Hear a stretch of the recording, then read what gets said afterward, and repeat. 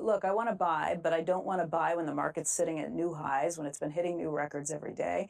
I haven't met anybody yet that knows how to do it. You're right. It may not change things over the 5 or 10 year span of things, but if I think that I can buy something for potentially 10% cheaper, maybe more than that if I wait a week or a month, maybe that's what I'm sitting around. Well, if you think that, then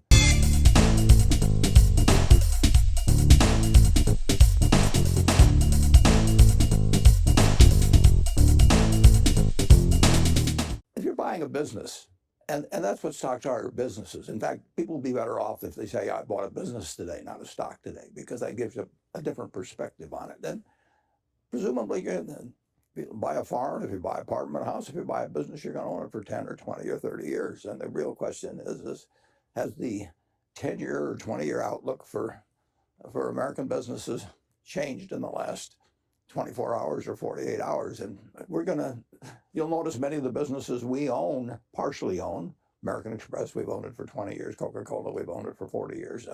Those are businesses. And you don't buy or sell your business based on today's headlines. And if it gives you a chance to buy something that you like and you can buy it even cheaper, then you're good luck, basically. Although there are a lot of people who look at the market and they say, look, I want to buy, but I don't want to buy when the market's sitting at new highs, when it's been hitting new records every day. Maybe it's off 800 points this morning, but maybe there's more of a decline to come. You're right. It may not change things over the 5 or 10 year span of things, but if I think that I can buy something for potentially 10% cheaper, maybe more than that if I wait a week or a month, maybe that's what I'm sitting around. Well, if you think that, then you're going to get fabulously rich if you're right. All you have to do is just keep buying at 10-day intervals and keep taking your 10-day prediction. If I knew what the market was going to do, obviously, but you don't. I don't think anybody knows what the market's going to do. I think you do know whether you're making an intelligent purchase at a given price.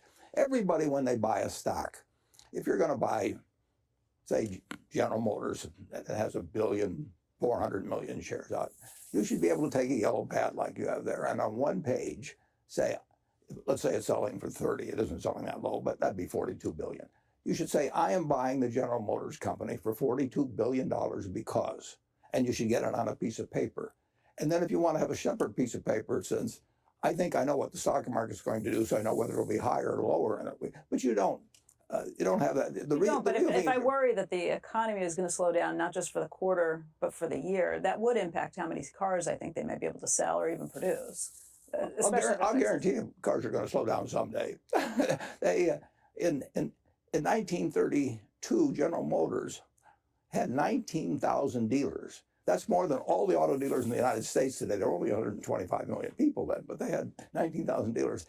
They produced or sold, and there was 1 month, I think, when they sold less than a tenth of a car, right at a tenth of a car per dealer. That was a terrific time to buy General Motors. and forget about the market. If you can predict the market, you don't need to read balance sheets. You don't need to read anything. You certainly can't predict the market by reading the daily newspaper. That is for sure. And you certainly can't predict the market by listening to me. But you're buying businesses. And if you had planned to buy a local service station yesterday and it was closing today, I don't think you'd tear your hair out or anything like that. You'd have already looked at where it was located and the contract that it had with the suppliers and made a decision on competition. People, because they can make decisions every second in stocks, whereas they can't with farms, they think an investment in stocks is different than an investment in a business or an investment in a farm or investment in an apartment house. But it isn't. If you get your money's worth in terms of future earning power over the next 10 or 20 or 30 years, you're going to have made a good investment. And you can't pick them from day to day. If you can do that, you can, well, I haven't met anybody yet that knows how to do it.